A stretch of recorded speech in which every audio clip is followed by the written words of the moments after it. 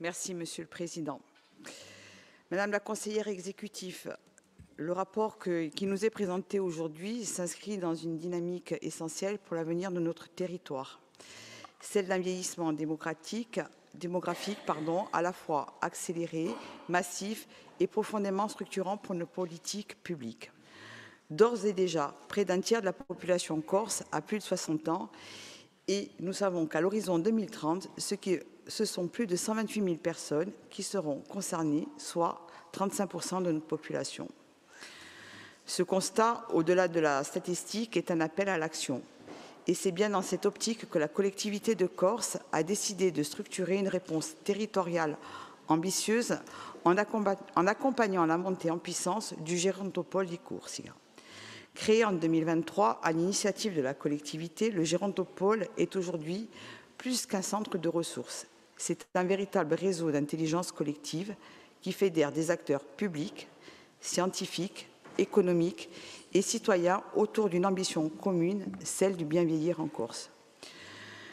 Je souhaite saluer ici le travail déjà engagé, tant dans le diagnostic territorial que dans la mise en œuvre d'initiatives concrètes, prévention, santé mentale, innovation technologique, transformation des pratiques professionnelles ou encore accompagnement des territoires.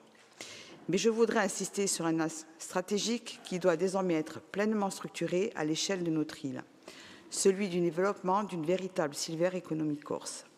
Le vieillissement de la population, bien que porteur de défis, est aussi une opportunité de création d'activités économiques non délocalisables liées à la santé, à l'habitat, aux mobilités adaptées, aux services à domicile, au numérique.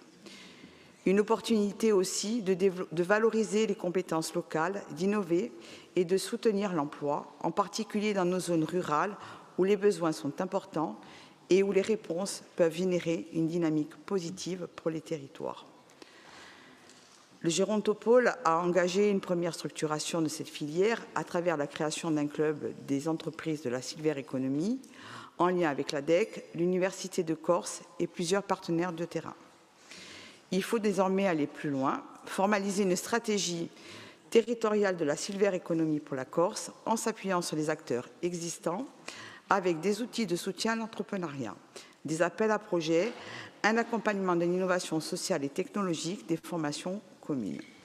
La silver economy, ce n'est pas un secteur à part, c'est un levier transversal de notre développement économique, social et territorial.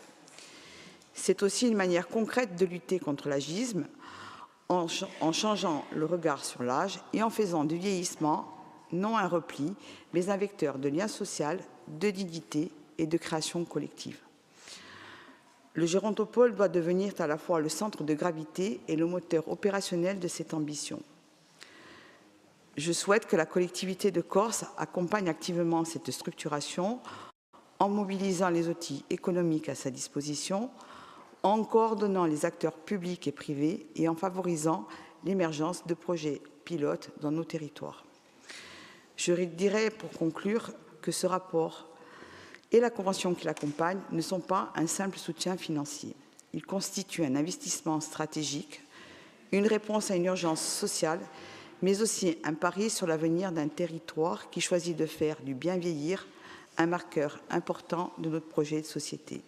Vous l'aurez bien compris, Madame la conseillère exécutive, le groupe FAPO votera favorablement ce rapport afin de poursuivre ensemble cette ambition collective. Mi ringrazio.